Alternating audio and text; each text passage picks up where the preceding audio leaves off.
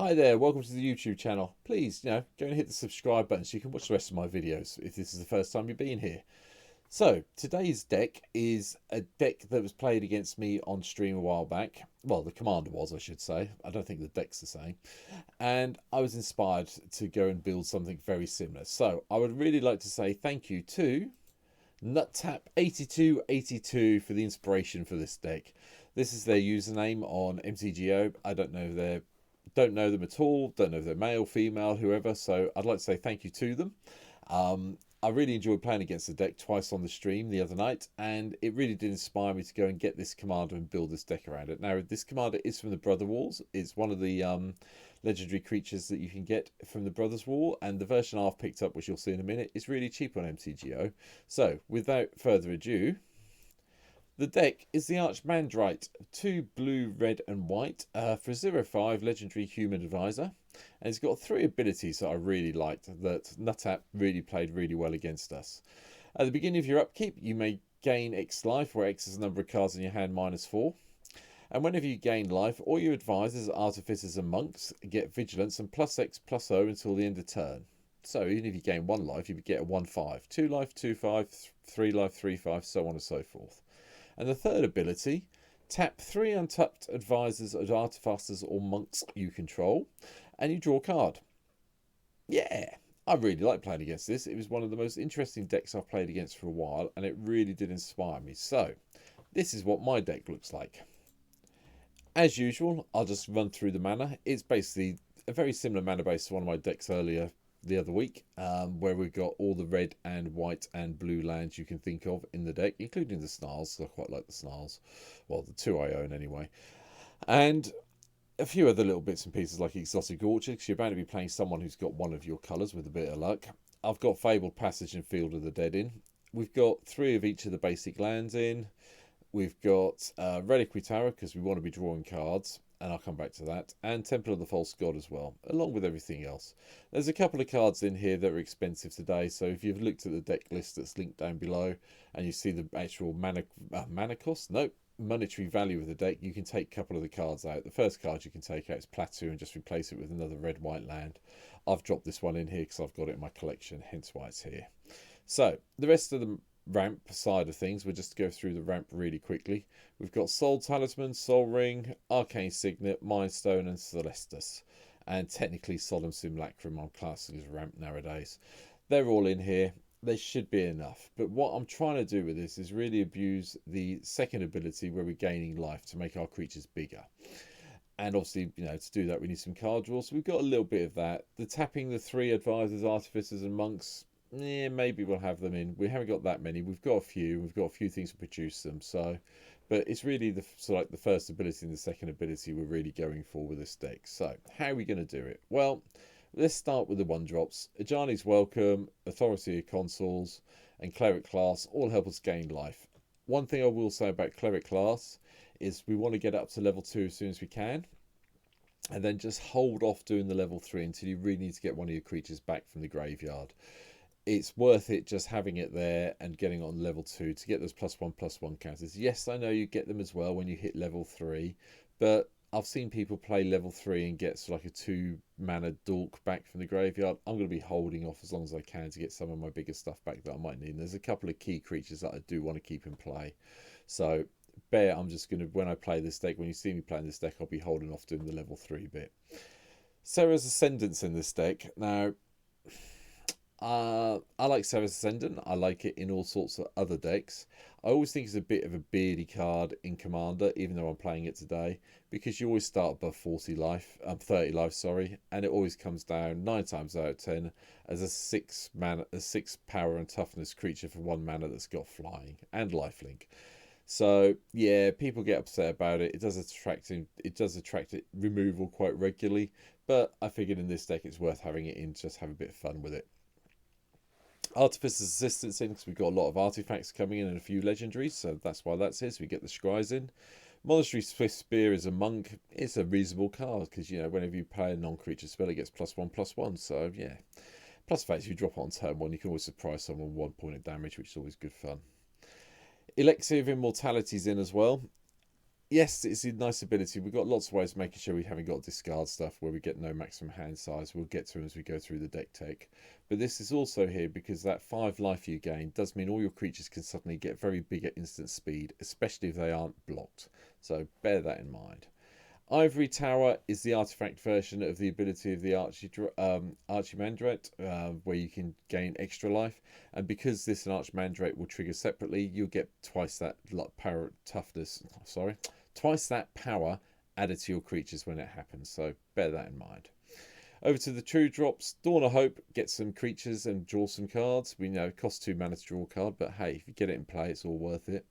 Griffin Airy, because I would imagine we will be gaining 3 life a lot of the time at the end of and at the end of the turn, getting a 2/2 flying blocker isn't the worst thing in the world to happen. Lone Missionary triggers it, obviously, but again, it's also a monk, so it helps with the card draw side of it. Likewise, Soulfang Grandmaster. We haven't got that many direct damage spells in here, so the lifelink bit's a little bit irrelevant from the instance and sorcery side. But, you know, the next time you cast an instant or sorcery spell from your hand this turn, you may put that card in your hand instead of into your graveyard as a result. So it does give you a way to repeat some of the things we may be doing. And there's one spell I'd really like to be able to repeat, although it would cost us 11 mana, but we'll get to it.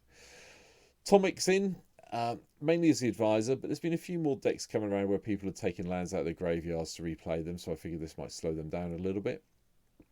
Folio Fancies is the first card that gives us no maximum hand side outside of Reliquary Tower. And, you know, XX tap, draw those cards, and then maybe mill your opponent out. Gives you kind of a semi-third, maybe fourth win condition, hence why it's here. Dockside, I'm playing a red deck, sorry, it's in again.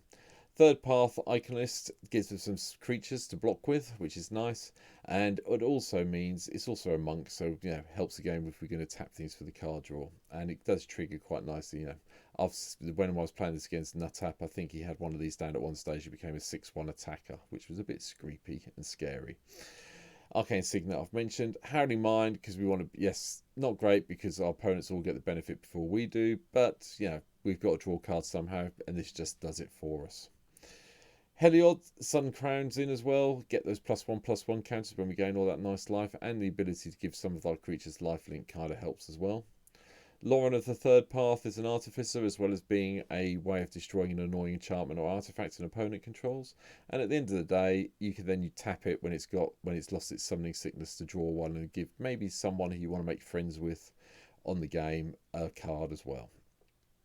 Monastery Mentor is in because we do cast a lot of non-creature spells, and this gives us monks. And the more of these we cast, the more monks we get, so on and so forth. You know how it works.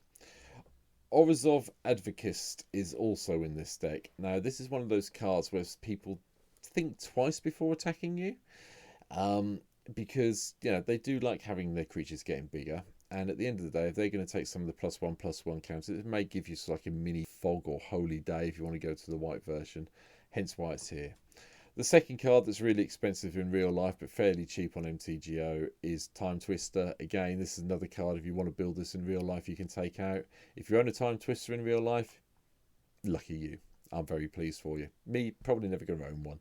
So I'm really glad I have one on MTGO. But if you want to build this in real life, take this out, put something else in that lets you draw the cards. Hercule's in as well. That gives us another way of drawing cards, which is nice, especially if we've played sort of like an artifact and a sorcery spell during our turn. We'll get a couple of cards, so we can't complain too much.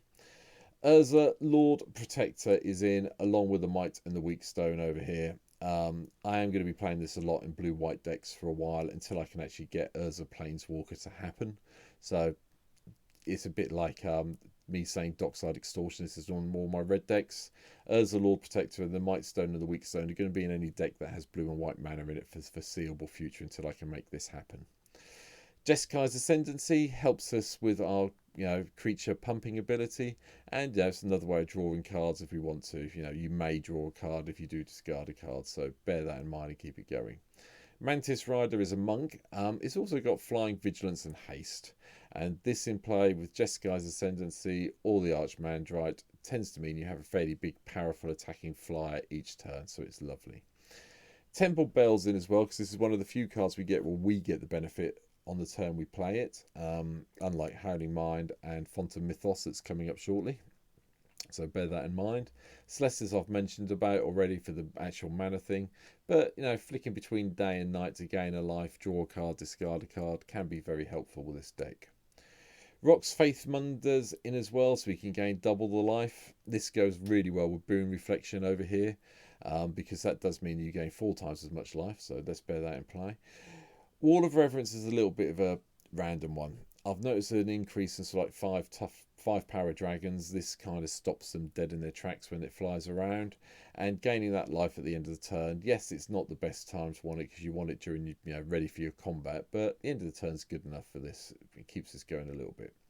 Ajani, Strength of the Pride's in as well. Hopefully we'll have quite a few token creatures in play because of Monastery Mentor or because of Third Path Iconist. So we'll be gaining some really nice life, which means this triggers and makes all those tokens really much that bigger. Day of Judgment's in a bit of control. The other way we've got to control the creatures, which I'll mention now, are Chain Reaction and Blasphemous Act. So they're all here really just to control the board a little bit. Kong Mingin, Sleeping Dragon, makes all our creatures a little bit bigger. It's also an advisor, so it helps with the tapping to draw a card if we need to.